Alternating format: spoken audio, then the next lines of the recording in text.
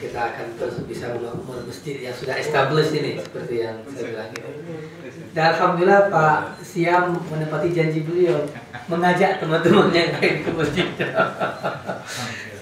Ya, mudah-mudahan minggu depan Pak Ikroman juga mengajak teman-temannya. Minggu depannya lagi Pak Marzuki. Siapapun teman-teman tersebut, insya Allah masjid kita akan makin makmur. Bukan cuma establish bangunannya, tapi establish kegiatannya, insya Allah ya.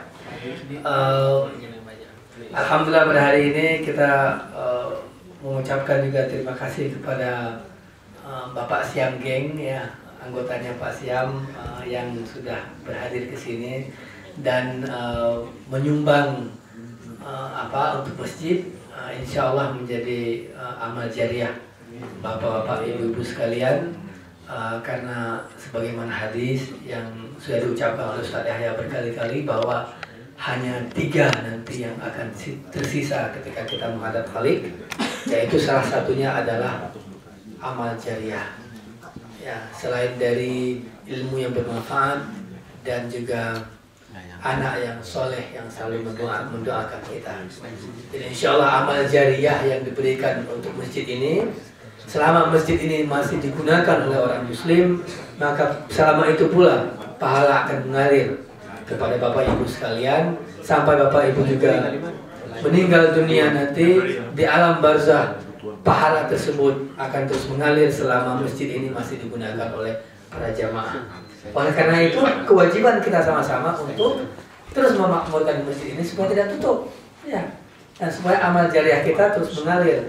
Dan bagi siapapun yang bersedekah terhadap masjid ini, selama masjid ini masih dipergunakan oleh kaum muslimin untuk kebaikan, insya Allah pahalanya akan terus mengalir kepada kita. Dan insya Allah pula dengan sedekah ini akan mempermudah semua kegiatan bapak-bapak sekalian, baik dalam bisnis atau apapun. Allah membukakan pintu rezeki, karena dengan sedekah, kata Ustaz Mansur, sedekah bisa menolak bala. Kalau kata Ustaz Yahya, istighfar bisa menolak bala. Jadi insya Allah dengan ada istighfar dan sedekah, pahala akan dijauhkan oleh Allah, bahaya akan dijauhkan oleh Allah Subhanahu wa taala, dan pintu rezeki dan keberkahan akan dibuka oleh Allah Subhanahu wa taala. Sekali lagi terima kasih, dan terima kasih juga sudah mau mendengarkan pengajian kita nanti yang akan disampaikan oleh Ustadz yang sudah sangat terkenal ya. Satu Ustadz yang agak modern, tidak pakai peci, ya, pakai jaket seadanya, modern beliau itu. Pak Usep dari Uin Sahid. Kemudian satu lagi Ustadz kita yang sudah kita kenal semua ya, wajah beliau, bentuk tubuhnya dan kita kenal. Muhammad Yahya dari UIN Malang ya, insya Allah akan mengisi pengajian kita.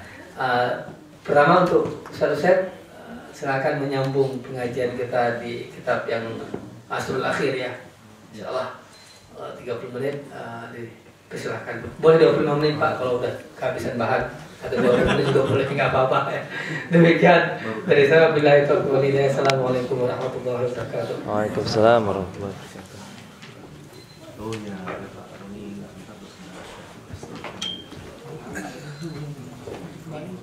Assalamualaikum warahmatullahi wabarakatuh. Waalaikumsalam. Alhamdulillahirabbil alamin wa bihi nasta'in ala umuri dunya waddin. Wassalatu wassalamu ala asyrafil anbiya'i wal mursalin wa ala alihi wa sahbihi ajma'in, amma ba'd. Bapak Ibu yang saya hormati, senasib dan seperjuangan, alhamdulillah pada subuh kali ini kita bisa bersilaturahmi kembali, di mana tema yang akan saya ambil dari kitab Tafsirul Usril Akhir ini adalah silaturahmi. Dan pertanyaannya adalah, apakah silaturahmi itu sebagai tujuan atau sebagai alat? Tetapi saya ingin mengulang kembali sebentar mengenai topik yang saya sampaikan beberapa minggu yang lalu, yaitu tentang 7 jalan sab'u aqobat yang menanjak, yang sulit, yang dijadikan oleh setan sebagai jebakan dalam menghadapi kita supaya kita tergelincir ke jalan yang sesat. Yang pertama adalah akibatus syirki wal kufri, yaitu jalan syirik dan kufur.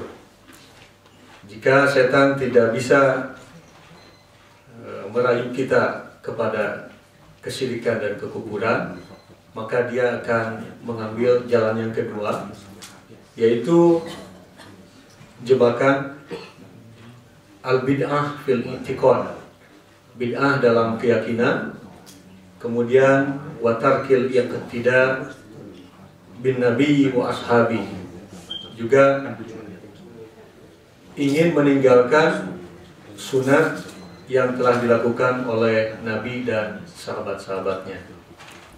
Jika kita tidak bisa digoda dalam jalan yang kedua itu, maka setan masuk kepada jalan yang ketiga, fabi amalil kabair, menggoda kita dengan dosa-dosa besar. Tidak bisa juga digoda, maka setan mengambil jalan yang keempat, birtika bis sogoir, membuat kita suka dengan dosa-dosa yang kecil. Tidak bisa juga kita digelincirkan ke arah itu, maka setan mengambil jalan yang keenam, fabil iktsar minal mubahat, yaitu suka dengan pekerjaan-pekerjaan yang mubah. Tidak bisa juga digelincirkan di situ karena kita taat beribadah, maka setan masuk fabita'ati lati guyuruha afdalu minha wa aqdamu azra, masuk ke relung di mana kita taat dalam beribadah dan digoda supaya kita berlebihan, dan kita menyangka bahwa sikap berlebihan dalam taat itu adalah lebih soleh daripada yang lain, padahal itu adalah jebakan daripada setan. Itulah 7 jalan yang menanjak, aqobat, yang dijadikan setan sebagai alat dalam menggoda kita. Pada pagi hari ini saya ingin beralih kepada tema silaturahmi. Kita lihat bahwa silaturahmi itu dari 2 kosakata, silatun dan rahim. Kalau dalam ilmu balaghah biasanya silaturahmi itu masuk ke dalam al-kinayah, lil-kuna, atau indirect expression, artinya pernyataan yang tidak langsung. Kalau bayangan kita silaturahmi, pasti dalam secara budaya mungkin berbeda. Kalau silaturahmi orang Sunda, kalau berkunjung ke rumah, kalau sebelum makan itu tidak enak gitu. Jadi bagaimanapun kita berkunjung, mesti paling tidak paling tidak karedok ya, petis gitu, kue ali ya. Silaturahmi ke situ. Tapi kata orang Jepang, kalau kita silaturahmi ke sana, kalau makan tuh terlalu menghambur-hamburkan. Jadi paling tidak dikasih keripik dengan air yang sedikit.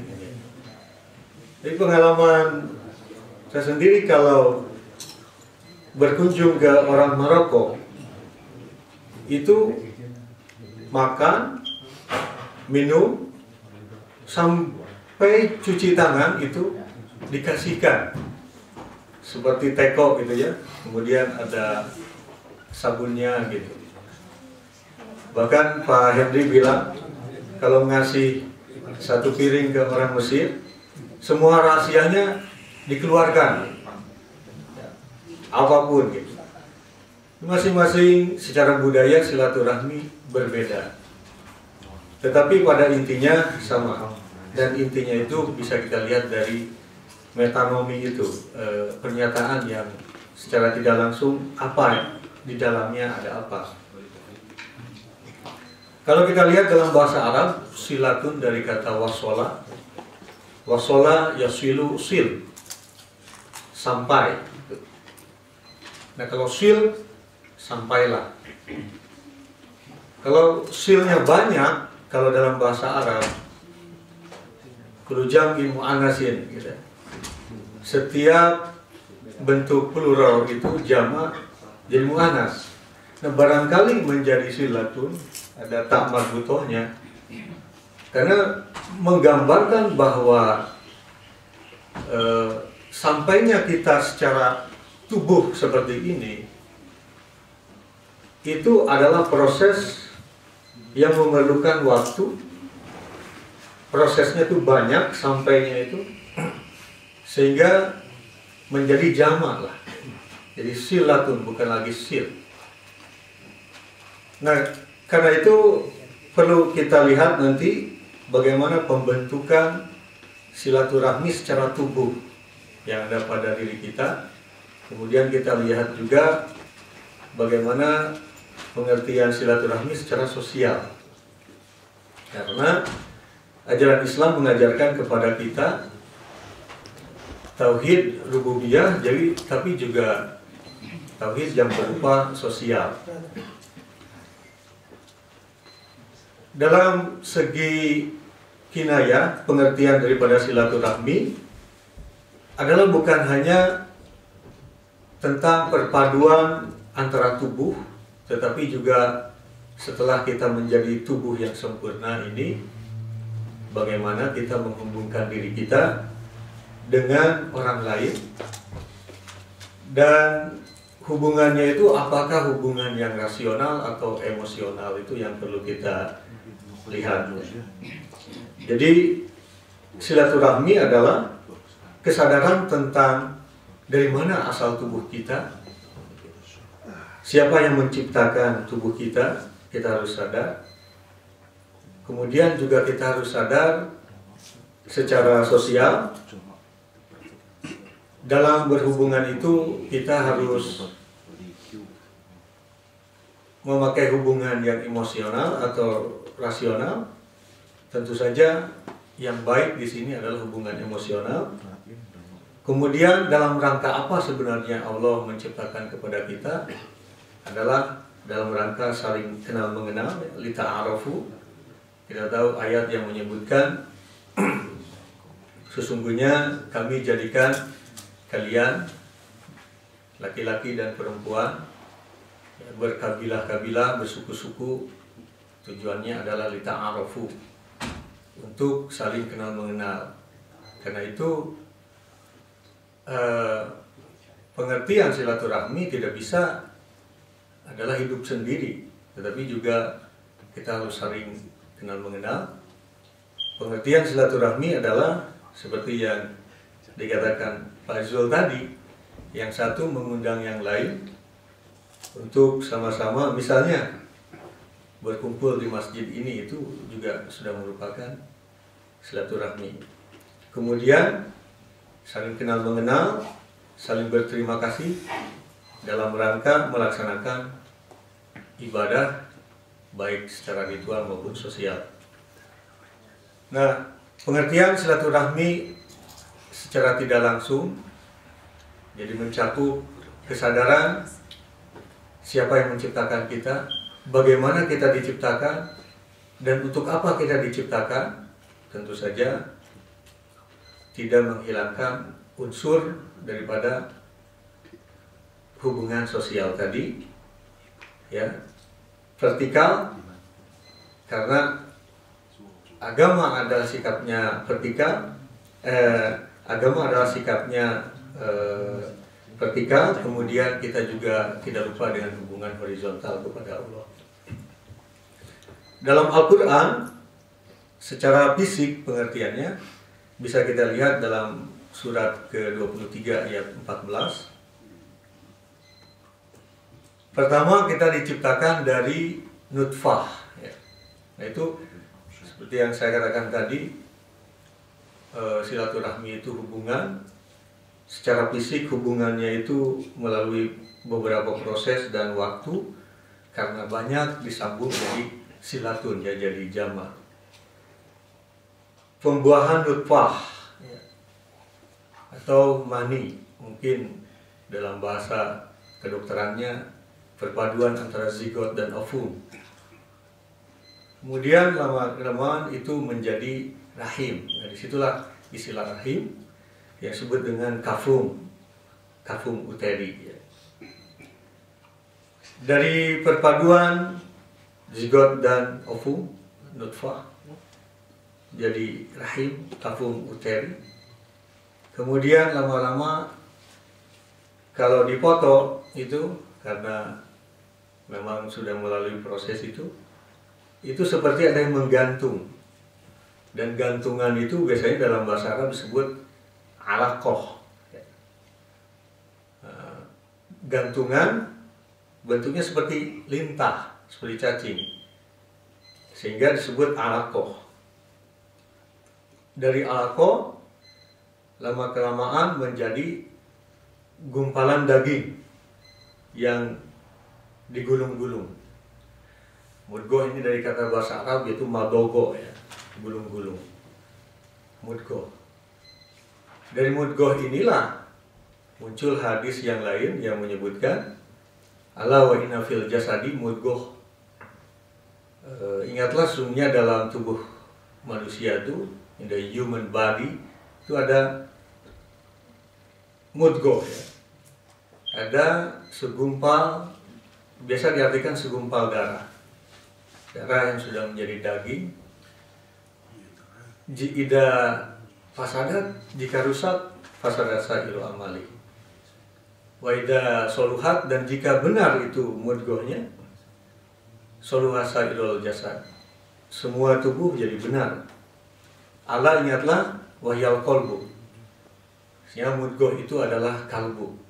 Nah, di sini juga proses penciptaan bermakna juga metanomi, pengertian yang tidak langsung.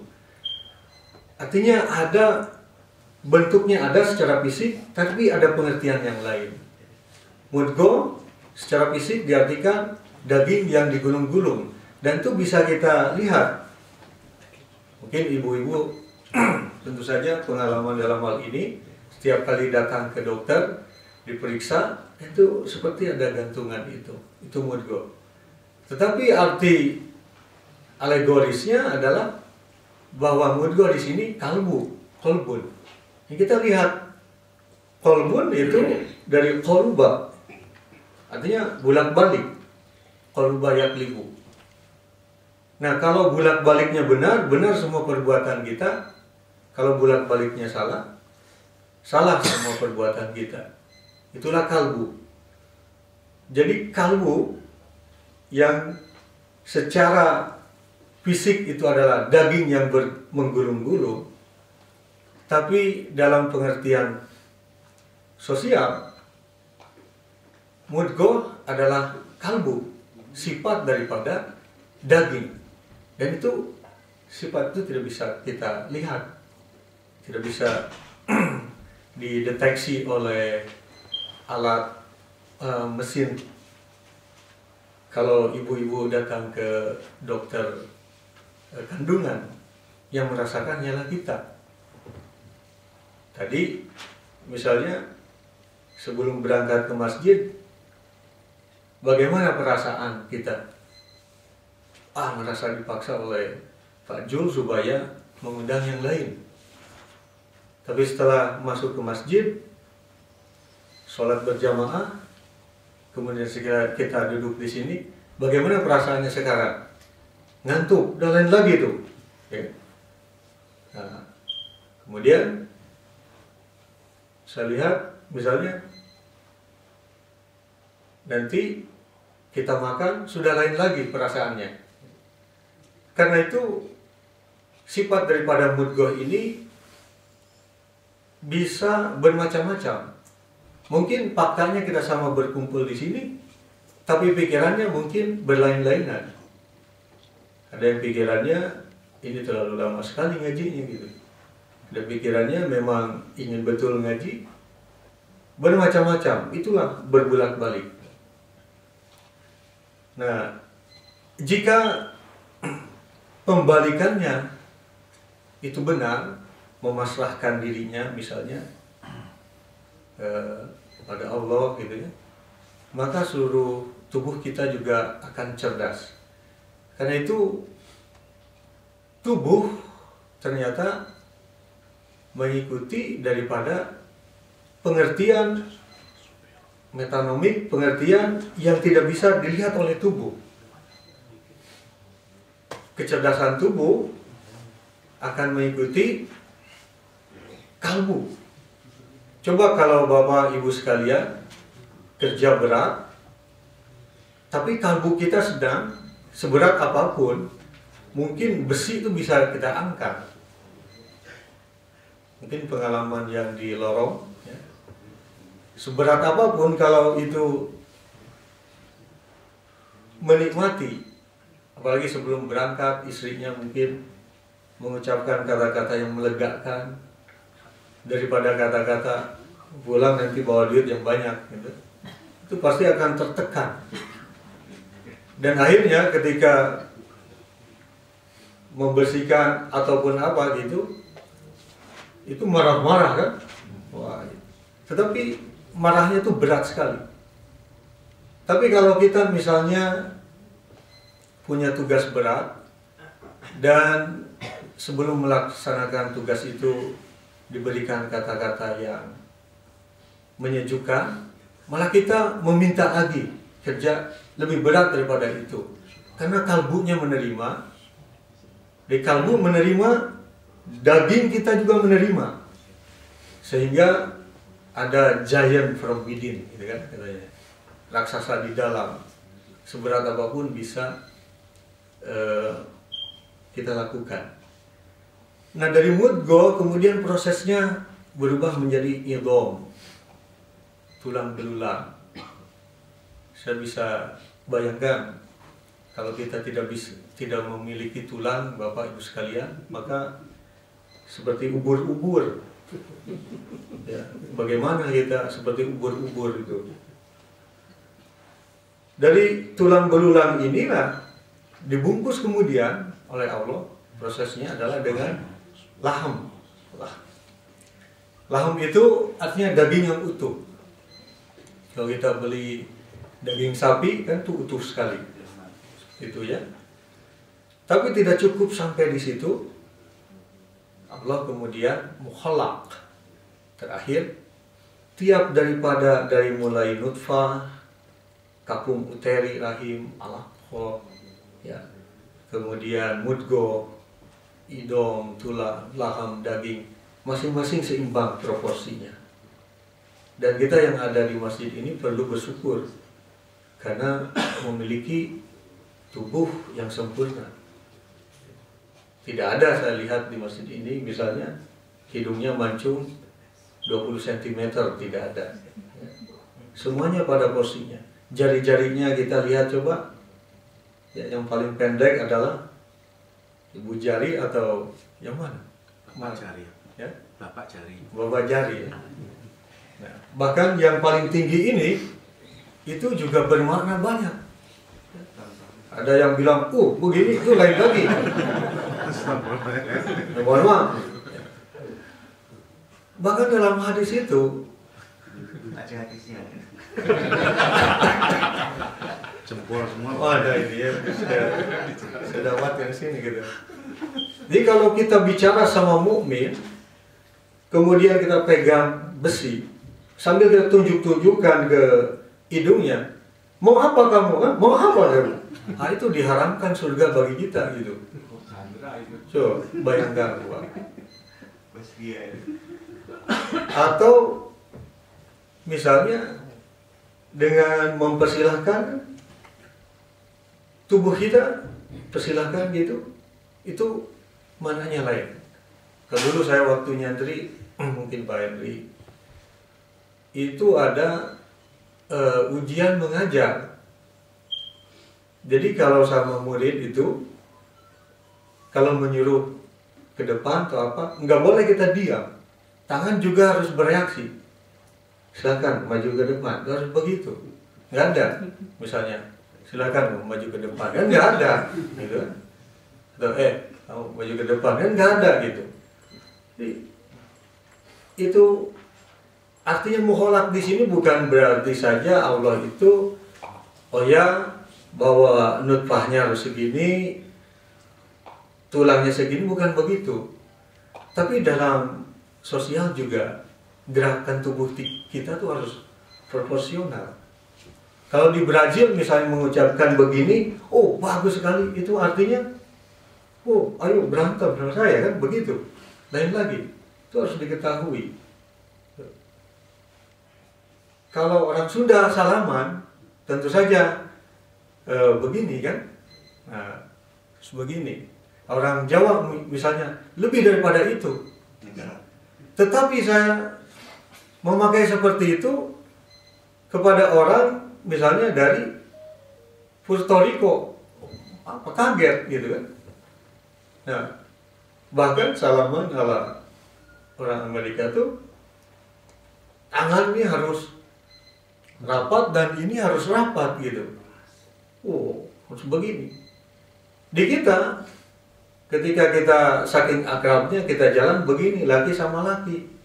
Tapi di Los Angeles, itu lain lagi. Berarti ini living together. Ada di sini satu Lain lagi gitu. Kalau di orang sudah bicara, living together.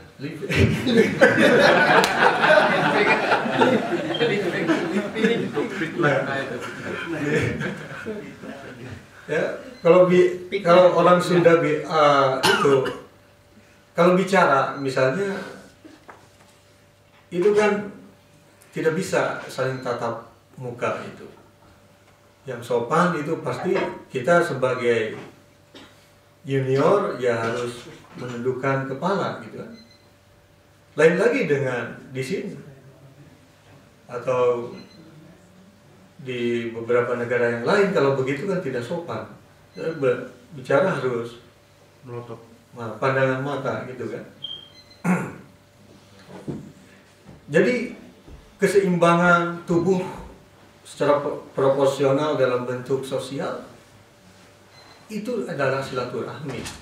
Kecuali beberapa hal yang kita anggap itu tidak layak, ya. Yang misalnya, dan itu hanya ada pada beberapa situasi saja. Misalnya kalau kita lihat basket NBA, salamannya itu kan dada dengan dada. Loncat tuh. Ibu-ibu di sini salaman di masjid kan nggak cocok. Nggak cocok. Itu hanya tertentu saja. Dan itu muncul begitu saja. Atau di masjid, keplok gitu. Kan nggak bisa. Nah, Bapak Ibu sekalian, karena itu kita dalam silaturahmi ini di samping sadar akan fisik, sosial, kita perdalam lagi dengan tujuan penciptaan.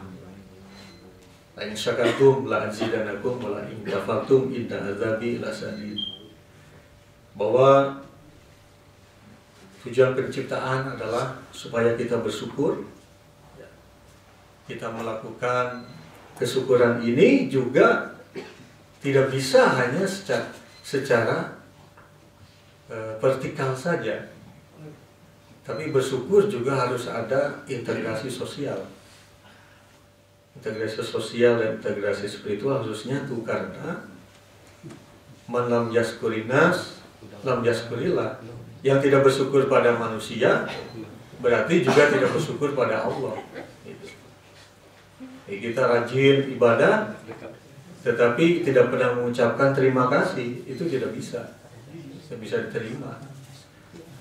Kita tidur dengan kenyang tapi tetangga kita misalnya punya uang, sih punya itu, lauk juga punya, tapi beras habis, lupa, nggak kelihatan, belum beli, ya kita nggak tahu, kita tidak sharing misalnya, itu juga sudah mengurangi nilai silaturahmi.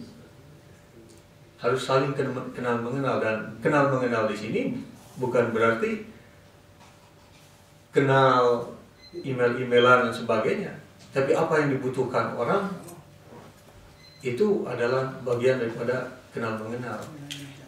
Apakah apa yang ingin orang lain pahami dari kita, istri ingin dipahami apa oleh kita, kemudian suami ingin dipahami apa oleh istri, itu ada silaturahmi. Jika itu sudah tidak ada, istrinya sudah ada cerita nih, istrinya ini dia seorang raja, kemudian tiba-tiba raja ini sudah lama ya, berkeluarga, ketemu sama raja lain, dan dikatakan, oh bau ketek gitu. Raja ini pulang ke rumahnya dan ketemu sama istrinya, marah-marah, kamu kenapa? Kok ini gitu? Gak pernah bilang sama saya malu sekali. Istrinya bilang, kan saya nggak boleh bertemu sama laki-laki lain selama ini saya mengira bahwa semua laki-laki baunya sama.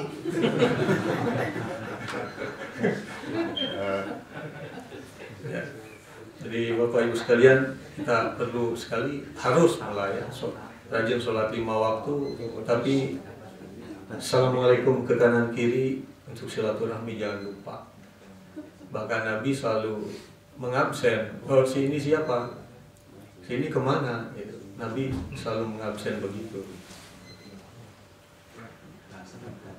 Nah, terakhir, bagaimana penting daripada silaturahmi ini? Jadi menciptakan peluang saling mengikat hubungan antara satu orang dengan orang lain. Peluang itu harus kita kejar. Jangan sampai ada aqobatus syaitan, jalan masuk setan tuh ke situ, jangan sampai. Supaya jangan sampai ada gangguan itu, hubungan yang terbaik mungkin di sini adalah hubungan emosional yang disebut dengan intimate association. Coba kita sekarang pikirkan saja, kita ke masjid, ya, ada yang pakai bis, ada yang dijemput, seperti saya, gitu. Ada yang menjemput, kemudian ada yang lebih capek lagi, misalnya minta kepada yang lain supaya tolong yang lain diundang. Kan itu nggak dibayar semuanya. Itu hubungan emosional. Nggak ada saya dapat apa, misalnya nggak ada. Ibu-ibu meninggalkan anak dulu sebentar misalnya, bapak juga gitu, walaupun capek misalnya. Atau nanti ada yang kerja tapi masuk dulu, kan itu nggak di ini. Maka yang terbaik menurut saya hubungan yaitu berdasarkan emosional. Tapi kalau sudah rasional, masing-masing memikirkan saya buat apa gitu, kenapa, itu sudah hilang nanti kebajikan daripada silaturahminya. Karena itu Bapak Ibu dan sekalian, bahwa silaturahmi di sini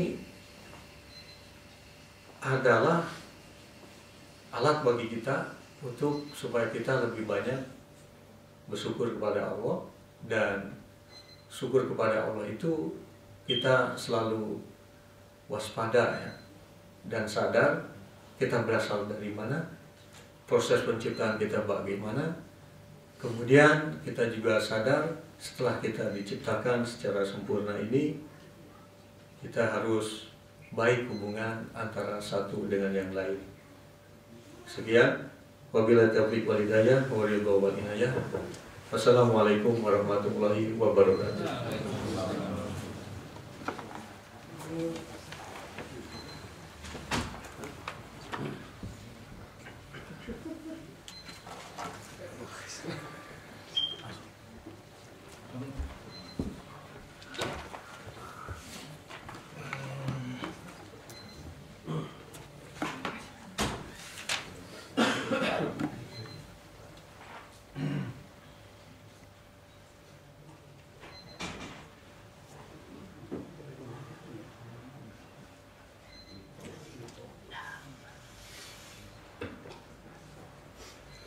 Assalamualaikum warahmatullahi wabarakatuh.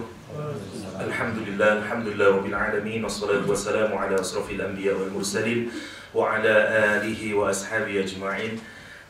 Asyhadu an la ilaha illallah wa asyhadu anna Muhammadan abduhu wa rasuluhu alladzi balagha ar-risala wa adda al-amana wa nasaha al-ummah wa jahada fi sabilihi haqqa jihadi. Ikhwatal iman, a'azzakumullah. Rasulullah sallallahu alaihi wasallam bersabda dalam hadis sahih, al-mahiru fil Qur'an ma'as safaratil kiramil bararah, kata Rasulullah. Orang yang mahir terhadap Al-Quranul Karim, dia dikelompokkan bersama malaikat-malaikat Allah yang mulia.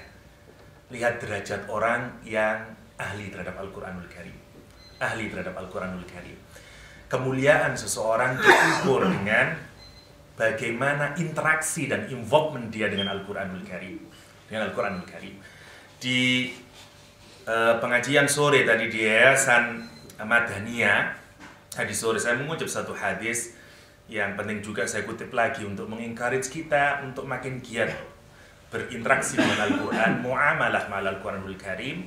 Kata Rasulullah SAW, yuqalu li sahibil Quran, dikatakan kepada orang yang dijuluki Al-Quran, dijuluki hadis sebagai sahibul Quran, atau orang yang berinteraksi dengan Al-Quranul Karim, orang yang hafal Al-Quran, orang yang membaca Al-Quran.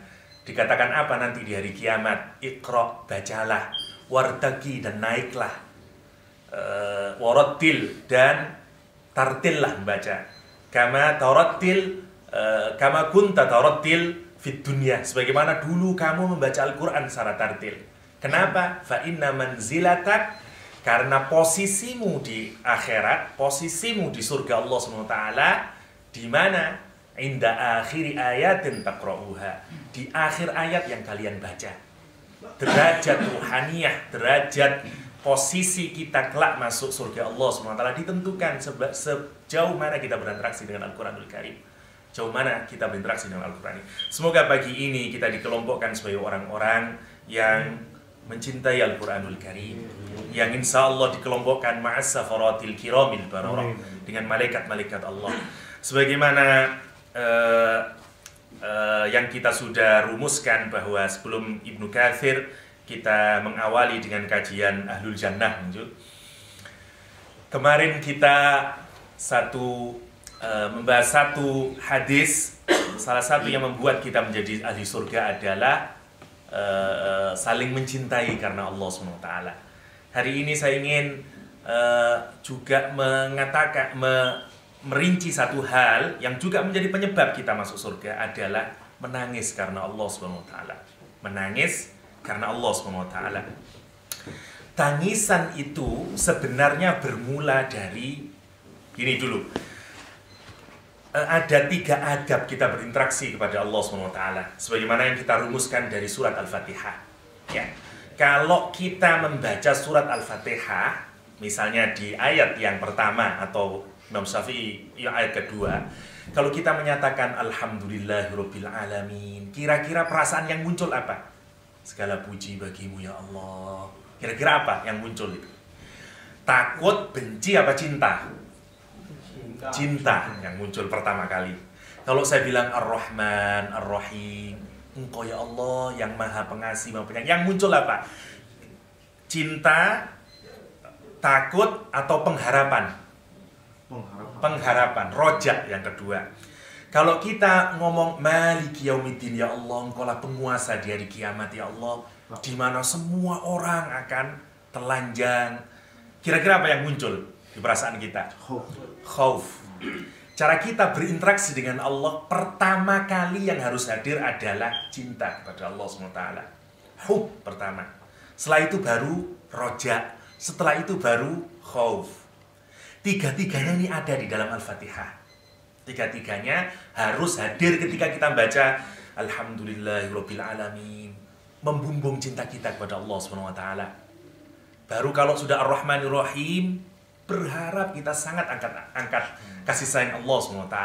Begitu kita masuk Maliki Yaumiddin, kita merasa takut. 3 ini adalah sifat berinteraksi, muamalah dengan Allah SWT. Tergantung mana nanti yang lebih kuat. Kalau orang yang nyembul dalam interaksi dengan Allah munculnya cinta, dia nikmat ibadah. Wah, kurang-kurang itu ibadah itu. Kalau mau dia bisa sepanjang malam dia ibadah. Saya kasih contoh.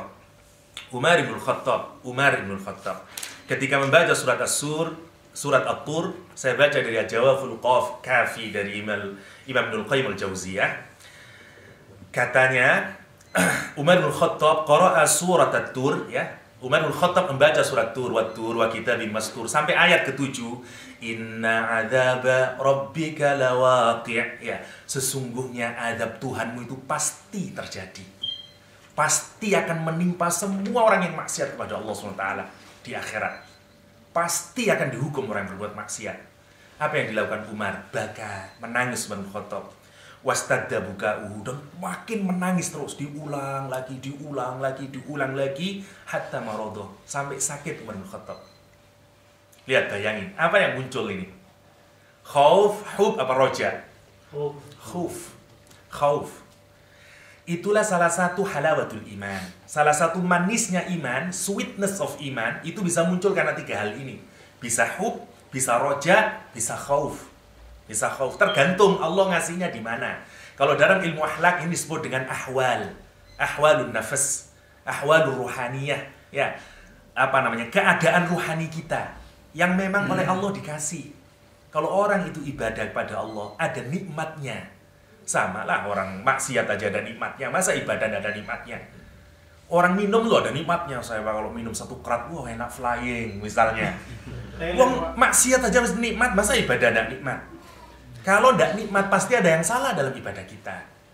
Ya, kalau orang itu ibadahnya benar akan muncul 3 ini. Kalau 3-3-nya muncul, subhanallah itu. Subhanallah. Kenapa Nabi Muhammad bisa sholat sampai kakinya pecah itu kenapa? Karena ada 3 hal ini. Karena ada hal 3 ini. Kenapa Umar bisa merenungi surat Ad-Dur sampai nangis hingga sampai sakit? Karena ada khauf, ada roja, dan seterusnya. Lah, karena itu di dalam hadis riwayat Imam Tirmidzi, Rasul menyatakan, yang penting untuk kita renungkan, saya pernah membacakannya tapi saya ulang lagi. Cirinya orang kalau mengharap kepada Allah. Saya ingin ngambil 1 poin saja tentang roja. Keinginan kita untuk sungguh-sungguh berharap kepada Allah SWT. Kata Rasulullah, cirinya, kata Ibnul Qayyim, ciri orang yang berharap kepada Allah ada 3 hal. Dan orang yang roja itu ahli surga. Orang yang mengharap kepada Allah SWT itu ahli surga. Cirinya ada 3. 1, mahabbatun mayarju. Dia cinta terhadap apa yang diharapkan. Bohong kita ini kalau menganggap kita mengharapkan sesuatu kepada Allah SWT, tapi tidak kita mencintai apa yang mengantarkan, apa yang kira-kira mengantarkan harapan itu. Saya kepingin surga Pak, tapi nggak mau ibadah. Bohong dia, tidak mengharap surga itu. Wong kita kalau mencintai seorang gadis, mahabbah kita, wah semua usaha itu kita lakukan. Itu ciri yang pertama orang roja, mahabbah. Yang kedua, khaufuhu min fawatihi. Dia takut untuk kehilangan. Dia takut dia tidak mendapatkan. Dan yang ketiga cirinya, sa'yuhu fi tahsilihi bihasbil imkan. Maka dia akan melakukan usaha untuk menghasilkan apa yang diharapkan dengan sebaik mungkin. Karena itu kata Rasulullah, man khafa adlaja. Siapa yang takut, maka dia akan bersegera itu. Dia bersegera untuk menjemput itu. Kalau kita ketakutan, pasti kita akan lari terbirit-birit. Ya, kalau kita takut sama neraka, gak mungkin kita menyanyiakan itu akhirat. Gak mungkin kita gak serius ibadah. Persoalannya apa? Kita gak takut sama akhirat. Kita gak takut sama neraka Allah SWT. Kata Rasulullah, man khafa adlaja. Wa man adlaja balaghal manzil. Siapa yang sungguh-sungguh, siapa yang cepat-cepat segera ingin menempuh perjalanan itu karena dia takut, dia akan sampai di tujuan. Kalau kita ingin mencari surga Allah SWT, tapi nyantai, take it easy man, misalnya, ya gak bisa itu. Gak bisa. Wong kata Rasulullah, adlaja. Kalau kita mau pingin sampai, harus cepat-cepat. Harus cepat-cepat. Balaghal manzil. Kenapa? Karena kata Allah SWT, karena kata Rasulullah SAW, ala inna sil'atallah ghaliyah. Karena perniagaan dengan Allah SWT itu mahal. Mahal. Jual beli dengan Allah itu mahal. Untuk dapat surga Allah itu mahal. Untuk dapat kasih sayang Allah itu mahal. Nggak bisa dengan tidak serius. Wong urusan dunia aja kita serius, apalagi urusan akhirat. Ya.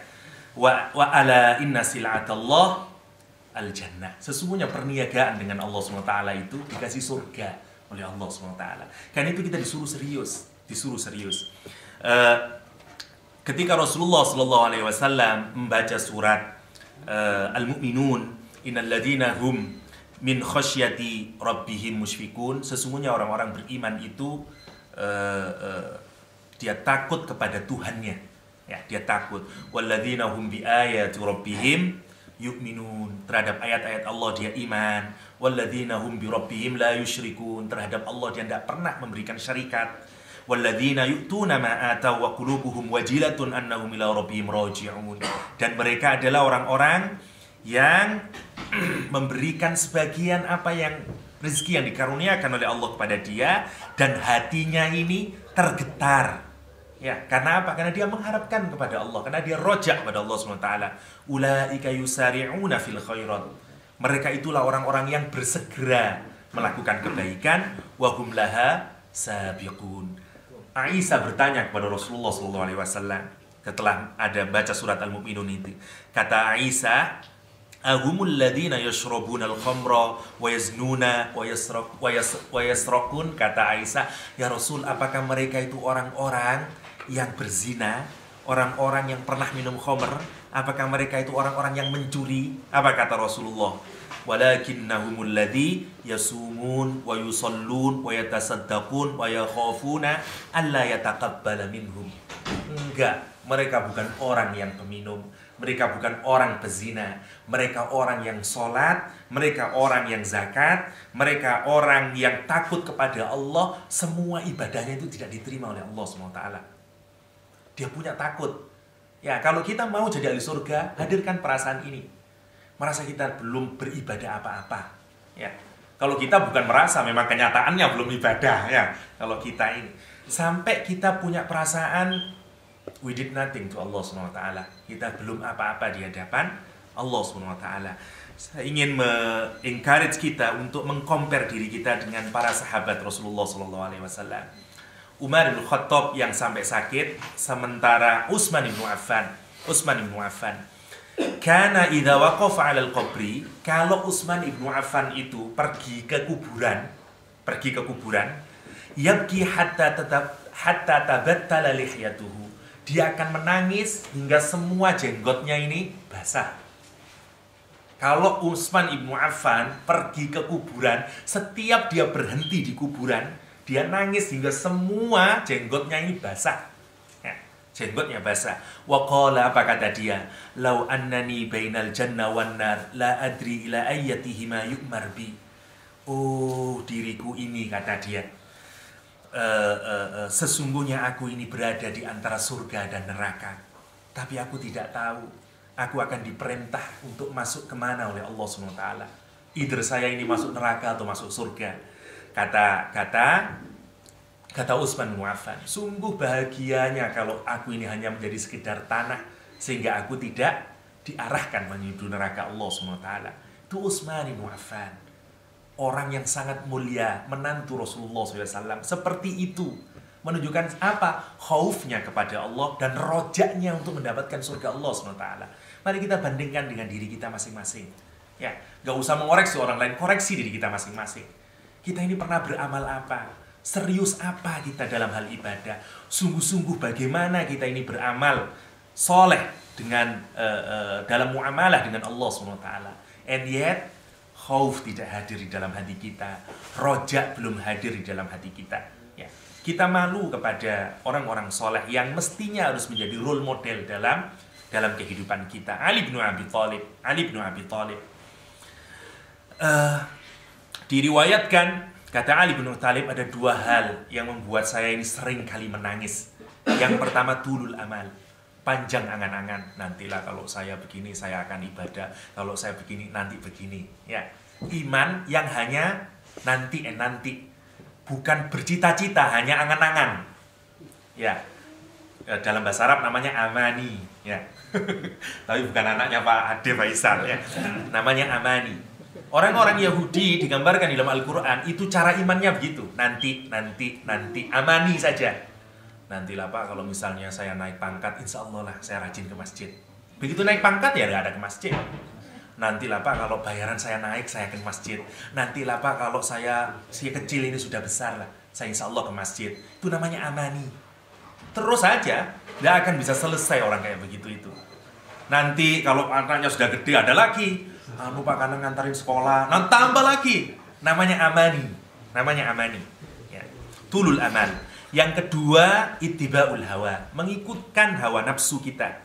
Apa kata Ali bin Abi Thalib, fa amma tulal amal fayunsal akhirah. Ya, kalau panjang angan-angan itu melupakan akhirat. Wa amma ittiba'ul hawa, sementara mengikutkan hawa nafsu itu akan menghalangi kita terhadap kebenaran. Terus apa? Lihat ini kata-kata yang menarik dari Sayyidina Ali. Kata Sayyidina Ali, ala wa inna dunya, ketahuilah sesungguhnya dunia, kata Sayyidina Ali, qad wallat mudbirah, sungguh akan berlalu dunia ini. Ingatlah, camkanlah, kata Sayyidina Ali, dunia ini pasti berlalu.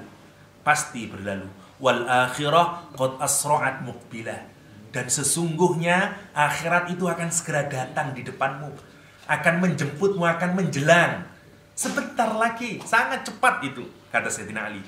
Walikulli wahidin minhuma banun, dan setiap masing-masing surga dan neraka itu memiliki anak-anak yang akan masuk ke dalamnya. Apa kata Sayyidina Ali? Fakunu min abna'il akhirah, maka jadilah kalian anak-anak akhirat. Wala takunu min abna'id dunya, jangan jadi kalian anak-anak dunia. Fa innal yaum amalun wala hisab, karena hari ini di dunia ini ada amal tapi belum ada hisab. Wa ghadan, besok ketika kita sudah di akhirat, hisabun wala amal, ada hisab tapi kita tidak bisa lagi beramal. Hari ini pompong belum dihisab oleh Allah, beramallah.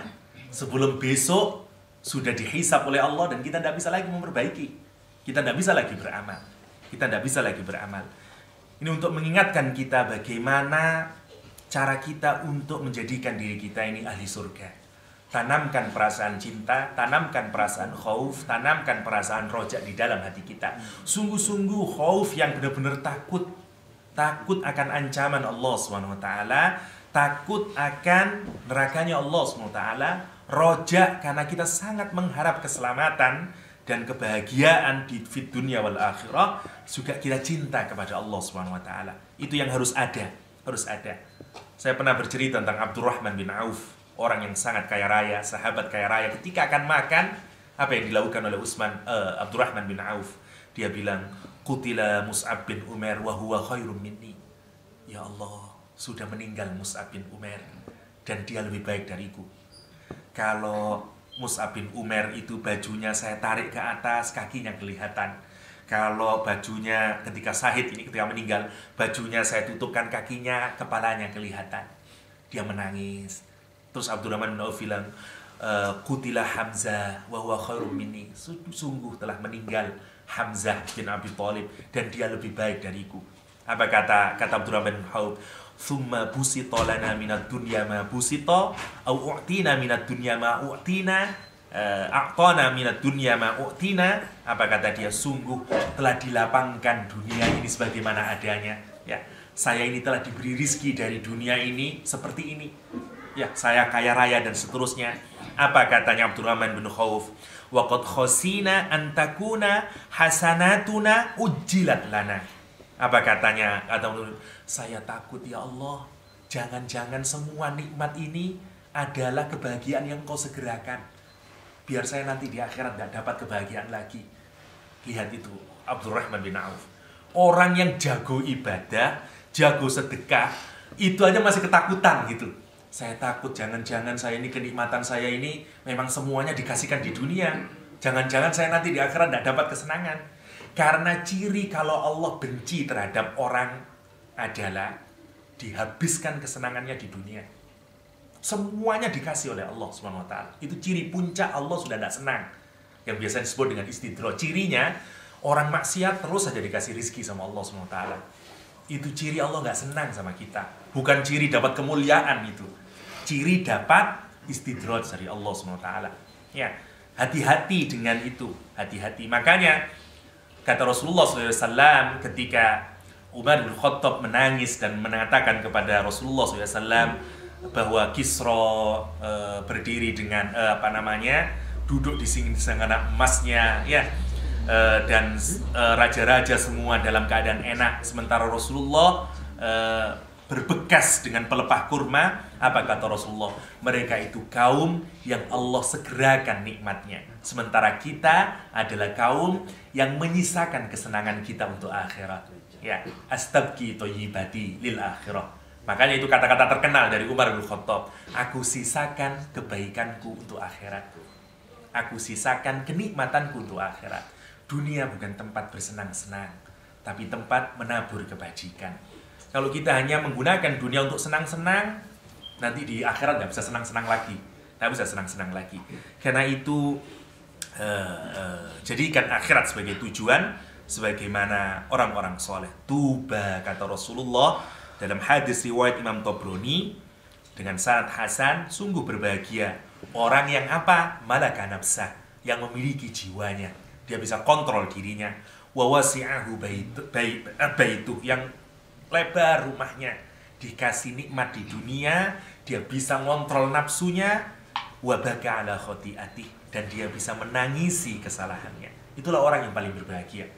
Di dunia enak, dia bisa ngontrol syahwatnya, dan dia bisa menangisi kesalahannya. Kalau kita bisa 3 hal itu, tuba, kita berbahagia itu. Sungguh kemuliaan orang yang diberikan 3 hal itu. Ya, 3 hal itu. Semoga kita digolongkan orang-orang yang diberikan kehidupan yang mudah di dunia ini, diberikan rizki yang banyak, yang bisa membuat alat kita untuk makin ibadah kepada Allah SWT. Kita mampu mengontrol diri kita, mengontrol hawa nafsu kita, dan kita bisa menangisi kesalahan-kesalahan kita dalam taubat dan istighfar kita. Amin ya rabbal alamin. Kita lanjutkan ke tafsir Ibnu Katsir. Pagi hari ini kita sampai di ayat 117 ya. Bismillahirrahmanirrahim. Badi'us samawati wal ard wa idza qada amran fa innama yaqulu lahu kun fayakun. Ya. Badi'us samawati wal ard. Ya. Allah lah yang menciptakan langit dan bumi. Langit dan bumi. Fa idza qada amran fa innama yaqulu lahu kun fayakun. Jika Allah menghendaki sesuatu, maka Allah mengatakan kun, dan jadilah. Dan jadilah. Mari kita lihat satu-satu. Kata badi', ya, langsung saja saya baca dari Ibnu Katsir, ay khaliquhuma, yakni pencipta dari langit dan bumi, ala ghairi mithalin sabaq, menciptakan sesuatu yang sebelumnya tidak ada contohnya.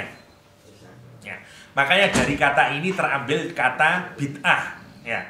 Bid'ah itu sama dari kata badi', sama dengan ini. Badi'us samawati wal ard, bid'ah itu sama. Bid'ah adalah melakukan sesuatu yang dulunya nggak ada contohnya dari Rasulullah SAW. Makanya disebut bid'ah. Badi', salah satu sifat Allah adalah al-badi'. Kenapa? Karena dia menciptakan sesuatu yang tidak ada contohnya sebelumnya. Manusia tidak bisa menciptakan sesuatu tanpa contoh. Kita ini tidak bisa. Makanya kita bukan creator. Ya, karena semua yang kita ciptakan itu pasti berasal dari our previous knowledge. Gambaran kita saja, imajinasi kita itu juga berasal dari sesuatu yang pernah kita pahami sebelumnya. Kita mau gambar ini, mau itu, sudah ada itu pengetahuan sebenarnya, entah karena kita pernah singgah di suatu tempat, kita menggambarkan sesuatu yang jelas, kita tidak bisa mendescribe sesuatu tanpa pengetahuan sama sekali. Tanpa pengetahuan sama sekali, itu bedanya. Kalau Allah, dia bisa menciptakan sesuatu from nothingness. From nothingness, ya. Ini yang disebut dengan badi'. Yang disebut dengan badi'. Qala Mujahid was-Suddi, berkata Imam Mujahid dan As-Suddi, wa huwa muqtadal lughah.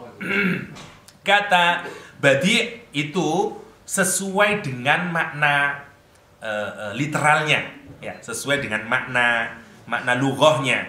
Wa minhu yuqalu lisyai' al-muhdas, yaitu dikatakan kepada sesuatu yang baru. Yang baru. Bid'atun, ya, dikatakan terhadap sesuatu yang baru dengan istilah bid'ah. Sama, memang semacam itu maksudnya. Kama jaa fi sahih Muslim, ya, sebagaimana ada hadis di Sahih Muslim, fa inna kulla muhdatsatin bid'ah wa kullu bid'atin wa kullu bid'atin dhalalah, ya. Karena segala sesuatu yang baru itu adalah bid'ah dan semua bid'ah itu adalah menyesatkan. Wal bid'ah ala qismain, kata Ibnu Katsir, bid'ah itu dibedakan menjadi dua hal. Taratan takunu bid'ah syar'iyyah, yang pertama bid'ah syar'iyyah, kaqaulihi fa in kull, sebagaimana hadis yang tersebut di atas, ya, setiap hal yang baru adalah bid'ah dan setiap bid'ah adalah dhalalah. Wa taratan takunu bid'ah lughawiyah, dan yang kedua adalah bid'ah secara bahasa saja. Ya, kaqaulu amiril mukminin, sebagaimana kata-katanya Umar bin Khattab radhiyallahu an jam'i iyahum ala salati tarawih wa istimrarihim, ketika Umar bin Khattab bisa mengumpulkan orang untuk melakukan sholat jamaah tarawih dan mengulanginya lagi sampai menjadi tradisi. Ketika Umar bin Khattab menyatakan ni'matul bid'ah hadhihi, sebaik-baiknya bid'ah adalah ini, yang dimaksud oleh Umar bin Khattab menurut Ibnu Katsir bukan bid'ah dalam pengertian syarak, tapi bid'ah dalam pengertian bahasa. Ya, kenapa? Karena apa yang dilakukan Umar bin Khattab bukan sesuatu yang baru dalam agama. Kenapa? Karena sholat tarawih berjamaah juga pernah dilakukan oleh Rasulullah SAW. Ya, jadi bukan hal yang baru. Cuman upaya untuk mengumpulkan banyak orang sampai kemudian bisa berjamaah sholat tarawih, that's a new thing. Itu yang usaha yang baru. Itu yang disebut oleh Umar bin Khattab sebagai ni'matul bid'ah hadhihi. Ni'matul bid'ah hadhihi. Makanya Ibnu Katsir menyebut itu sebagai bid'ah dalam makna bahasa. Yang qala Ibnu Jarir, ini yang menarik, kemudian di kalangan para ulama kalam terjadi perbedaan pendapat. Kalau Allah itu, nanti saja kalau pada kun fayakun, kita skip dulu. Wa qala Ibnu Jarir wa badi'us samawati wal ard mubdi'uha. Ibnu Jarir menyatakan yang dimaksud dengan badi'us samawati wal ard adalah yang membikinnya, ya, mubdi'uha, wa innama huwa muf'ilun fasurrifa ila fa'il. Sebenarnya ini sama dengan kata muf'il yang kemudian dirubah menjadi fa'il. Kama sarrafal mu'lim ilal alim wal musmi' ila sami' wa makna mubdi' al munshi' wal muhdas ma lam yasbikuhu ila insya'i mithlih wa ihdathi ahad. Ya, sama maknanya.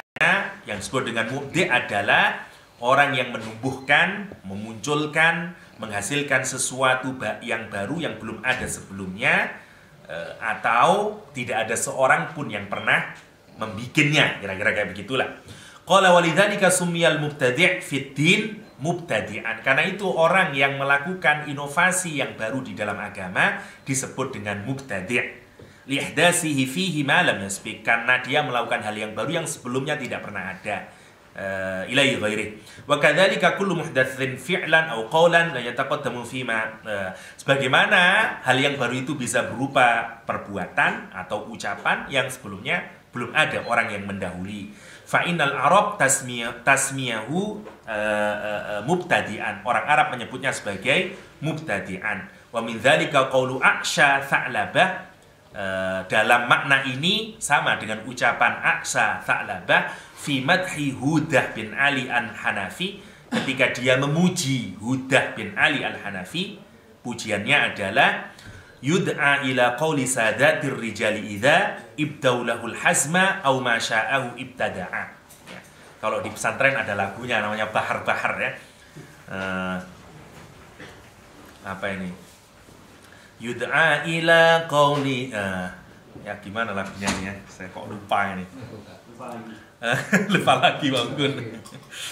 Bakar apa namanya ini, Pak Henry mungkin bisa. Saya lupa, ada bakar-bakar istilahnya kalau dalam ilmu syair itu.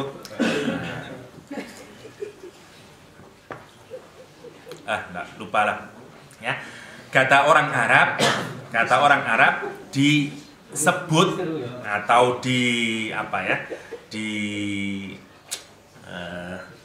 dikenal atau dipanggil ya, orang itu sebagai sadatur rijal, sebagai pemimpinnya laki-laki, idza abdaulahul hasma, kalau dia bisa punya tekad yang sangat kuat, tidak peduli dengan yang lain, dia bisa kuat punya tekad, au masya'ahu ibtadaan, atau dia bisa memunculkan sesuatu kreasi yang baru.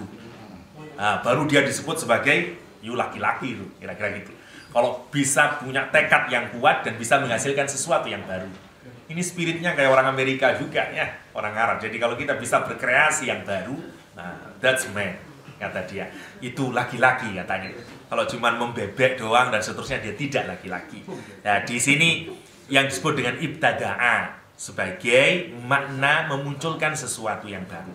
Ya. Qala Ibnu Jarir, fa ma'nal kalam fa subhanallahi ata yakunu lillahi walad.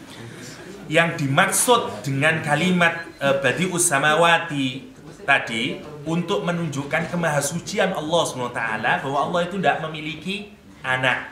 Lihat ayat ini 117 bermula dari klaim orang-orang Yahudi, Nasrani dan orang pagan kafir Quraisy yang mengklaim bahwa Allah itu memiliki sifat-sifat yang tidak layak diatributkan kepada Allah. Sebagaimana misalnya mereka menganggap bahwa Allah memiliki anak, ya, orang Yahudi menganggap Allah memiliki anak, Nasrani menganggap Allah memiliki anak, dan seterusnya.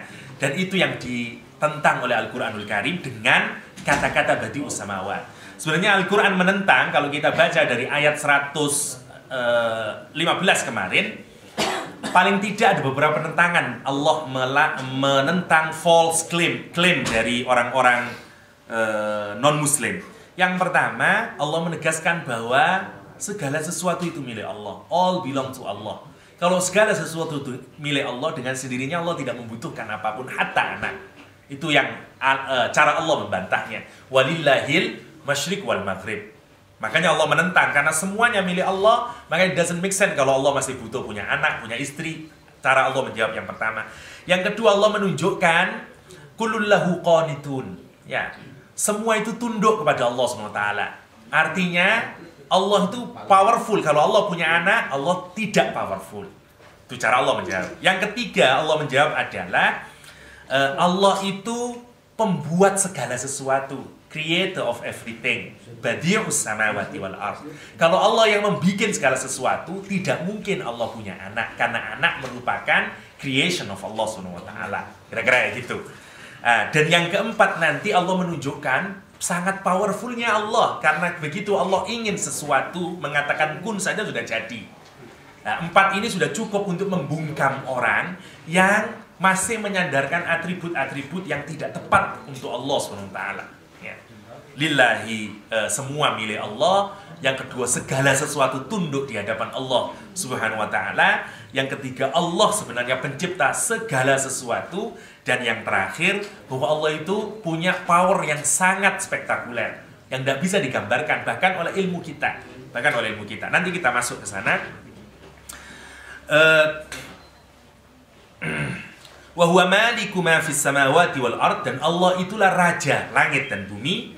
Ya, tasyhadu lahu jami'uha bidala latiha alaihi bil wahdaniyah, yang menyaksikan semua makhluk Allah SWT dengan petunjuk keesaan Allah SWT, karena segala sesuatu ini hanya menunjuk kepada tauhid. Ya, segala sesuatu sebenarnya, segala sesuatu mau fil afaq wa fi anfusihim, ya, baik yang nampak di alam semesta atau di dalam diri kita masing-masing, karena itu semuanya merujuk kepada yang satu. Yang kalau di dalam kebudayaan Jawa ada cerita Dewa Ruci yang masuk ke dalam satu, juga menunjukkan unsur tauhid sebenarnya, karena intinya nanti semuanya menuju kepada tauhid, wa tuqiru lahu bitta'ah, dan semuanya tunduk kepada Allah SWT dalam ketaatan, ya. Wa huwa bari'uha, dan Allah itulah yang mengaturnya, menciptakannya, wa khaliquha wa mujiduha, dan Allah yang mewujudkannya, min ghairi aslin wala mithalin ihtadaha alaih, yang tidak ada asal, tidak ada contohnya sebelumnya. Ya. Wa hadza i'lamun min Allah ibadahu anna mimma yashhadu lahu bidzalikal masih. Ini juga informasi dari Allah Subhanahu wa taala kepada hamba-hambanya bagaimana sebenarnya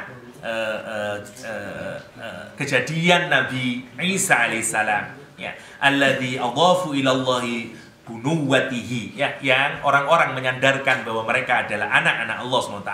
Wa ikhbaru minhu lahum an alladzi ibtada'a as-samawati wal ard min ghairi aslin wa ala ghairi mithal huwa alladzi ibtada'a al-masih min ghairi walidin bi qudratihi, untuk menjadikan gambaran bagi mereka itu kalau Allah yang menciptakan langit dan bumi tanpa ada contohnya dan tanpa ada asalnya sebelumnya, maka Allah ketika menjadikan Nabi Isa sama. Tidak butuh Allah dengan orang tuanya, ya, karena Allah bisa menciptakan apapun saja from nothingness. Kira-kira kayak gitu.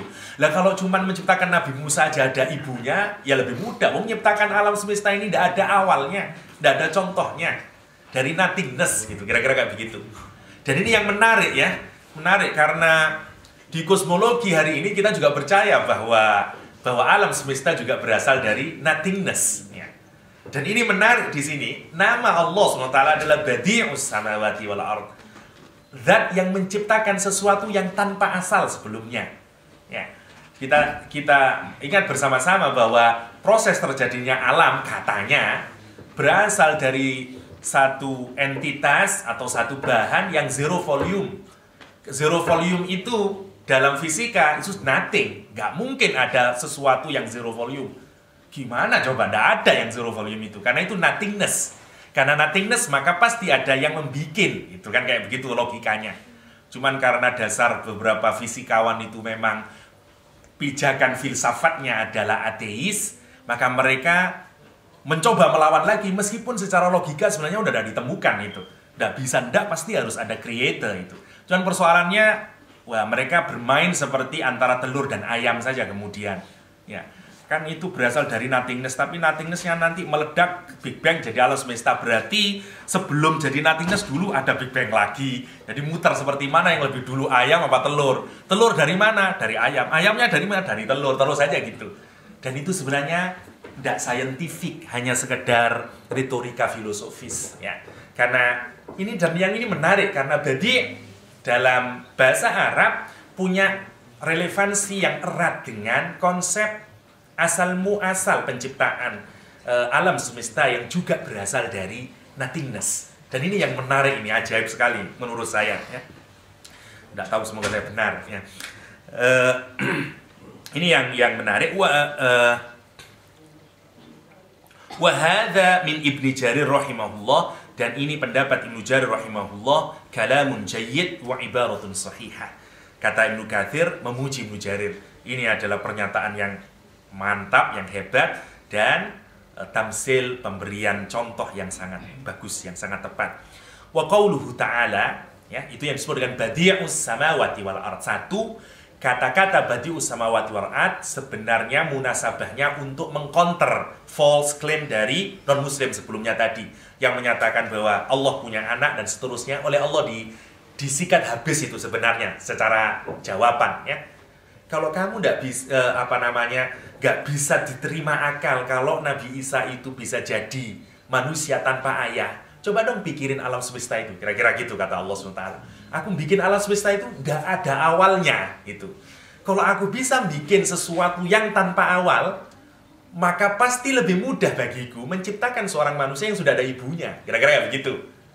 Lah, itu yang oleh Allah disebut Badi'us Samawati wal Ard. Nah, itu yang pertama. Yang kedua, cara Allah membalasnya adalah, lihat, kalau orang, jawabannya bukan hanya sekedar iman. Ini indahnya Al-Quranul Karim. Kenapa? Karena Al-Quran itu memang diperuntukkan oleh semua orang. Ada orang yang cukup dengan iman, karena hatinya bersih. Allah menyatakan ini dia percaya, taslim. Tapi ada orang yang baru iman itu kalau otaknya ini udah terima. Dan itu dilayani oleh Al-Quranul Karim. Dilayani. Bagi orang yang masih tidak percaya itu, renungkan itu Badi'us Samawati wal Ard. pahami benar itu, dan seterusnya. Kita akan sampai pada konsep misalnya alam semesta from nothingness. Oh iya ya, sama ini badi' namanya dalam bahasa Arab ya. Wa idza qada amran fa innama yaqulu lahu kun fayakun. Kalau Allah menghendaki sesuatu, maka atau Allah ingin menciptakan sesuatu atau menghendaki sesuatu, maka Allah cukup mengucapkan kun fayakun. Kata qada dalam Al-Qur'an memiliki banyak makna. Di antaranya qada itu satu, bermakna naza'a atau intaha, habis, waktunya udah habis. Misalnya wa idza qadaitum manasikakum, kalau kamu sudah selesai ya manasikmu, fadhkurullah, maka ingatlah Allah SWT. Qada di sini bukan bermakna menghukumi, tapi bermakna selesai. Ya. Al-Quran misalnya lagi, qada bermakna if'al ma turid, kerjakan apa yang kamu kehendaki. Misalnya, faqdi ma anta qad. Ya, faqdi di sini bukan berarti maka hukumlah, bukan. Lakukanlah sekehendakmu. Ini jawaban para tukang sihir. Ya, ketika orang yang paling jelek di zaman Fir'aun adalah para tukang sihir yang menggunakan ilmunya untuk deceiving people, ya, dan untuk melawan Nabi Musa. Ini sejelek-jeleknya orang, tapi ajaibnya dialah orang pertama yang embrace Islam, yang iman kepada Nabi Musa. Kita tidak pernah tahu kok. Jangan menyangka yang imannya hebat, yang iman itu dari golongan ini, enggak. Justru tukang sihir yang pertama kali iman kepada Nabi Musa. Begitu iman, maka Fir'aun menyatakan qala amantum lahu qabla an adzana lakum. Kata Fir'aun, kamu iman kepada Nabi Musa sebelum aku izini.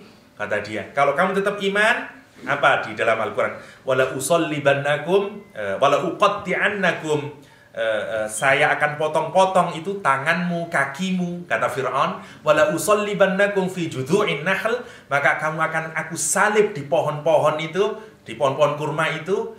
Wala lamunna asyaddu adzaban wa abqa, maka aku akan tunjukkan betapa dahsyatnya siksaanku. Ya. Bayangkan, apakah mereka berbalik keimanannya? Ini baru iman ini.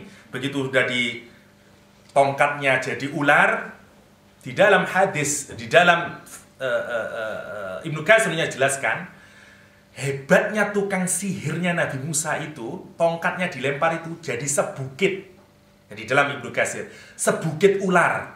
Coba bayangkan kalau ada sebukit ular, satu gunung ular, siapa yang tidak takut? Bahkan Ibnu Katsir dijelaskan, even Nabi Musa itu takut. Yang pertama kali kena sihir, sebenarnya Nabi Musa duluan. Itu yang kemudian yang disebut oleh Al-Quran sebagai khifatam Musa. Yang Nabi Musa juga takut. Ini kena dulu sihir, tapi oleh Allah diingatkan, ya, jangan takut, innaka antal la'la, kamu itu menang. Baru oleh kemudian disuruh melempar dan melumat segunung ular itu. Lah begitu dilumat, orang sihirnya tahu ini bukan sihir, ini beneran ini. Maka itulah dia yang pertama kali iman kepada Nabi Musa. Tapi begitu Fir'aun tahu, kamu akan saya potong tanganmu, akan saya potong kakimu, akan aku salib engkau, apa jawaban mereka? Lihat jawaban orang yang hebat dari orang-orang. Saya kadang-kadang merenung betapa hebatnya orang kalau sudah disentuh oleh iman. Kadang-kadang saya ngiri, apakah iman saya jauh lebih, kayaknya iman saya jauh lebih buruk dari tukang sihir di zaman Fir'aun. Yang hanya mengenal satu kali, muamalah dengan Nabi Musa sekali, sudah sehebat itu imannya. Oleh Fir'aun dipotong aja, dia malah nantang. Lihat itu. Qalu mereka, aku tidak akan menukar keyakinanku terhadap Islam, terhadap apa yang dibawa oleh Nabi Musa, dengan tantangan kamu itu. Kata dia, faqdi ma anta qad. Lakukan apa yang kamu lakukan. Silahkan, potong tangan saya, potong kaki saya. Ini yang disebut faqdi ma anta qad. Kata-katanya menarik, faqdi ma anta qad. If'al ma tu'mar. Terserah kamu, lakukan apa yang kamu kehendaki. Apa kata dia? Innama taqdi hadhil hayatad dunya. Karena apa yang kamu lakukan, hukuman yang melakukan itu hanya hukuman di dunia. Saya bukan hidup untuk di dunia, saya hidup untuk di akhirat. Lihat, memukau sekali imannya tukang sihir yang hanya satu melihat mukjizat Allah. Al-Quran ini mukjizat Nabi Muhammad SAW.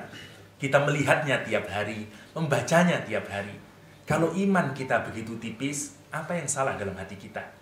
Kenapa kita tidak punya kekuatan iman seperti tukang sihir di zaman Nabi Musa? Ini yang menjadi pertanyaan bagi kita semuanya. Nah, ada lagi qadha bermakna al-maut, ya. Banyak macam-macamnya, saya singkat saja. Di antara lain lagi yang umum makna qadha itu adalah menghakimi, ya, berhukum. Nah, di kalangan para mutakallimin terjadi perbedaan. Lihat, Allah menyatakan kalau Allah menghendaki sesuatu, menginginkan menciptakan sesuatu, Allah cukup berkata kun fayakun. Nah, para ulama kemudian berkata, ini sama sebenarnya dalam, ini sebenarnya tidak terlalu penting untuk kita diskusikan, tapi tidak apa-apa lah, meskipun agak sedikit teologis dan filosofis, ya. Imam Asy'ari misalnya menyatakan bahwa mereka percaya, sama dengan kosmologi modern hari ini, bahwa Allah menciptakan sesuatu itu dari ketiadaan. Memang benar-benar tidak ada. Tetapi begitu Allah menginginkan sesuatu, itu langsung terjadi sudah. Jadi bukan ada jadah waktunya. Kata Asy'ari, ini untuk menunjukkan bahwa tidak ada interval antara keinginan Allah dan kejadiannya. Kita tidak bisa memahami, karena ini bagian dari ilmu Allah SWT. Tapi ini Allah hanya ingin menjelaskan bahwa proses creation itu tidak butuh interval waktu, kira-kira begitu. Dan dia berasal dari nothingness. Sementara Imam Maturidi menyatakan, ya nggak mungkin. Kalau sesuatu itu berasal dari nothingness, kenapa Allah menyatakan kun fayakun? Ketika ngomong kun, itu kan berarti referring to something. Katanya Imam Maturidi. Ini debat teologis, tapi pernyataannya cukup menarik. Kata Imam Maturidi, kalau Allah menyatakan jadilah, berarti kan ngomong kepada something yang sudah ada sebelumnya. Loh, tapi somethingnya itu apa? Belum ada barangnya. Nah, ini kan bulat itu jadinya. Makanya kata ulama-ulama salaf tidak senang dengan debat teologis itu. Nggak ada faedahnya kecuali hanya untuk mengasah pikiran saja. Istilahnya intellectual exercise kira-kira, tapi nggak ada hubungannya dengan iman. Tapi kalau, ya bagus juga sebenarnya kalau mau kita sandingkan dengan konsep filsafat hari ini, atau dengan bagaimana kosmologi modern misalnya, karena cukup menarik untuk bisa disambung-sambungkan. Kata Imam Maturidi, hampir kayak Plato menyatakan bahwa sebenarnya Allah itu, kata Imam Maturidi, sudah memiliki ide di dalam konsep. Jadi sudah ada konsepnya, dan begitu ngomong di alam realitas maka menyatakan kun fayakun. Ya, kun fayakun, adanya itu di alam idenya Allah SWT. Ya, kita tidak usah jelimetkan itu, it's not important. Ya, tapi yang jelas ini untuk menunjukkan begitu mudahnya Allah menciptakan sesuatu, sehingga menyatakan kun fayakun, kun fayakun. Jangan berpikir gimana ya Nabi Isa kok bisa begini. Itu sangat kecil di hadapan Allah SWT. Kira-kira kayak gitu. Wa idza qada amran fa innama yaqulu lahu kun fayakun.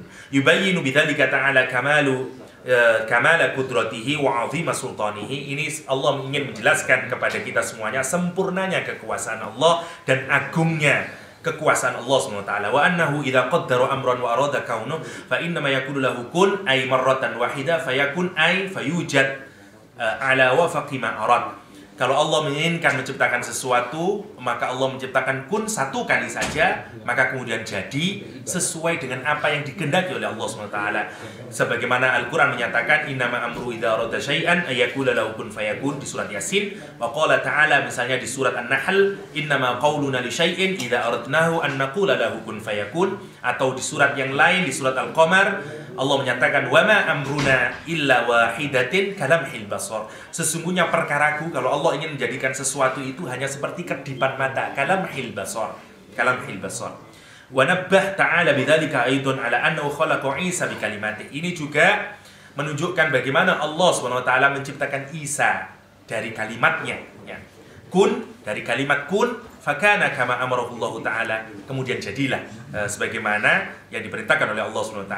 Karena itu Allah menyatakan inna mathala Isa indallah, sesungguhnya perumpamaan Nabi Isa di sisi Allah kamathali Adam, sebagaimana Allah menciptakan Adam, Khalaqahu min turab, Allah ciptakan dari debu, dari tanah. Summa qala lahu kun fayakun. Kemudian Allah berkata, kun, jadilah, fayakun, maka jadilah. Surat Ali Imran 59. Walhasil satu, bahwa ayat 117 adalah jawaban Allah SWT terhadap klaim yang keliru dari kalangan non-muslim tentang atribut-atribut yang dialamatkan kepada Allah berkenaan dengan bahwa Allah memiliki anak. Al-Quran menentangnya dengan jawaban yang sangat paripurna. Satu, bahwa Allah mampu menciptakan sesuatu yang belum ada apapun sebelumnya. Dan karena itu terlalu mudah bagi Allah menciptakan seorang manusia yang lahir tanpa seorang ayah atau tanpa seorang ibu atau tanpa kedua-duanya. Lawang Allah bisa menciptakan jagat raya ini tanpa sesuatu. Dan kalau Allah menciptakan sesuatu, menginginkan sesuatu, tidak butuh Allah terhadap interval waktu, dan begitu sangat mudahnya sebagaimana dilukiskan dengan kata-kata kun fayakun. Semoga ayat 117 ini meyakinkan kita betapa kuasanya Allah SWT dan makin merendahkan kita di hadapan Allah SWT untuk makin ditumbuhkan sifat roja, khauf dan cinta yang sejati kita kepada Allah SWT. Hadanallahu wa iyyakum ajma'in. Assalamualaikum warahmatullahi wabarakatuh.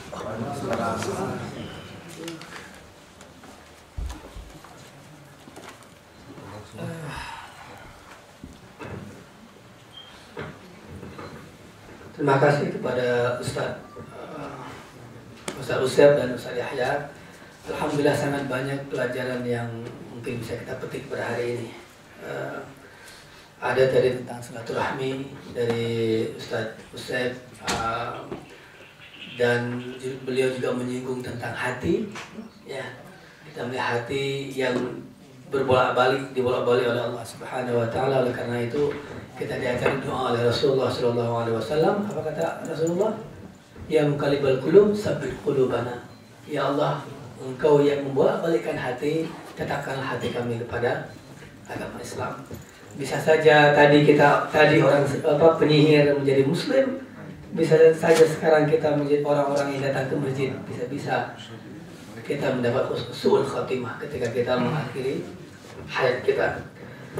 Kemudian ada beberapa hal lain yang juga sangat penting yang Ustaz Yahya sampaikan dalam kita beribadah kepada Allah Subhanahu wa taala. 3 hal yang harus kita miliki: hub, rasa cinta; raja, rasa harap; dan khauf, rasa takut kepada Allah Subhanahu wa taala. Ya.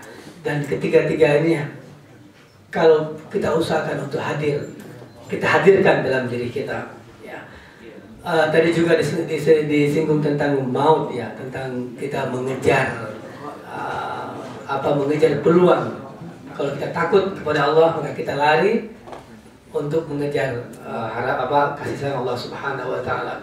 Saya teringat sebuah kejadian yang mungkin sudah pernah saya ceritakan di sini tahun 2007, kalau tidak salah. Ibu dosen di tempat saya mengajar bersama suaminya ketika takbir Idul Adha sama-sama berwudhu, ya, mempersiapkan diri untuk sholat Idul Adha. Ya. Kedua-duanya sehat walafiat seperti kita sekarang ini. Suaminya selesai berwudhu, masuk kamar, ingin berpakaian. Kemudian istrinya, yang kemudian istrinya itu dosen dari YIN, masuk ke kamar, melihat suaminya terus tersungkur, jatuh, meninggal dunia. Pada beberapa menit sebelumnya sama-sama berwudu dan bapak ini minta izin untuk berpakaian terlebih dahulu di kamar, tapi apa yang terjadi? Meninggal dunia. Allah mencabut nyawa beliau pada saat itu. Nah, kenapa rasa khauf, raja dan hub itu belum muncul sama kita? Karena kita masih merasa maut masih lama, masih jauh dari kita. Ya. Kita semua ingat bahwa kita semua tahu bahwa kullu nafsin za'iqatul maut, semua kita tahu, Pak, tapi kita masih belum bisa meresapi di hati kita. Apakah kita yakin kalau hari ini kita berbuat maksiat, besok kita masih hidup? Apakah kita yakin kalau sebelum tidur kita belum melaksanakan sholat, besok pagi kita masih bisa sholat? Tidak ada yang yakin itu bisa terjadi. Ya. Kejadiannya di depan mata kami. Ya. Kami betul-betul shock, nggak tahu apa yang terjadi. Itu yang muncul. Dan itu sama terjadi ketika Rektor IAIN Araniri dulu, kalau tahu ada yang meninggal ditembak. Itu di pagi-pagi hari setelah beliau sedang mengetik, sehat walafiat. Pak Sufyan Idris, Profesor Dr. Sufyan Idris, Safwan Idris. Jadi ketika beliau lagi mengetik, ada yang gedor pintu, minta pintu dibuka, beliau datang, didor, meninggal di tempat. Apakah pada saat itu 2 menit yang lalu beliau tahu bahwa 2 menit yang akan datang beliau sudah meninggal? Tidak ada yang tahu. Ya itu. Jadi mudah-mudahan rasa bahwa suatu saat maut itu akan menghampiri kita harus betul-betul kita tanamkan di hati kita, ya. Dan itu memang akan terjadi. Ya mudah-mudahan kalau itu terus kita pegang, kita takut untuk berbuat maksiat, ya. Takut kita untuk berbuat maksiat, kita akan betul-betul siap untuk menghadapi mati. Tadi juga disebut tentang istidraj, disinggung oleh Ustaz tentang istidraj. Allah memberikan kita kenikmatan, kebahagiaan yang luar biasa di dunia, kelapangan rezeki. Tapi muqimun 'alal ma'asiyah itu fa'lamu bahwa istidraj. Itu sebagaimana hadis yang kita bacakan pada pertemuan sebelumnya. Wa idza ra'aitan nas yu'tihi Allahu ma yuhibbu wa huwa muqimun fi ma'asiyah, kata Rasulullah. Apabila engkau melihat seorang manusia diberikan semua yang dia cintai oleh Allah, diberikan semua, wa huwa muqimun fi ma'asiyah, tapi dia itu muqim, dia tetap dalam maksiat, fa'lamu innahu istidraj. Ketahuilah itu adalah istidraj.